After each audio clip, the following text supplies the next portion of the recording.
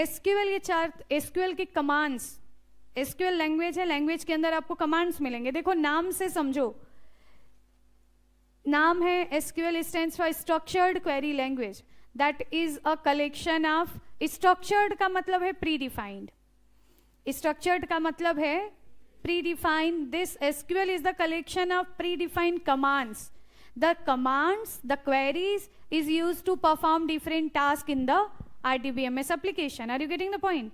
So based on the in commands को हमने चार पार्ट में, या इनकी चार कैटेगरीज है, कौन कौन सी? DDL, DML, DCL and TCL। DDL, DML, DCL and TCL। DQL भी एक है, data query language. DDL stands for data definition language, DML stands for data manipulation language, DCL stands for data control language and TCL stands for transaction control language। DDL के अंदर commands मिलेंगे कौन कौन से? Create, alter, drop और truncate. Create, alter, drop और truncate. DML में मिलेगा इंशॉर्ट, डिलीट, अपडेट और सेलेक्ट। DCL में कमांड्स मिलेंगे ग्रांट, रिवोक और rename. Transaction control language TCL में मिलेगा कमिट, रोल बैक और begin transaction. Is it okay? ये याद करेंगे सभी।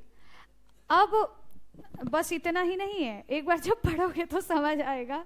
बस इतना ही नहीं है, बहुत इन कमांड्स को बहुत तरीकों से यूज किया जाता है, इसलिए ये बहुत बड़ी फील्ड है। लेकिन हाँ, इसमें बस इतना ही है, बाकी एसक्यूएल इतना ही है। हम PL SQL पढ़ेंगे तो उसमें फिर तुम्हें अलग से प्रोग्राम्स मिलेंगे, लॉजिक्स मिलेंगे, बट एसक्यूएल इतना ही है। बट ये इतना ही नहीं है, इनको फिर इनके अंदर बहुत कुछ पढ़ना पड़ेगा, दैट इज अ डिफरेंट।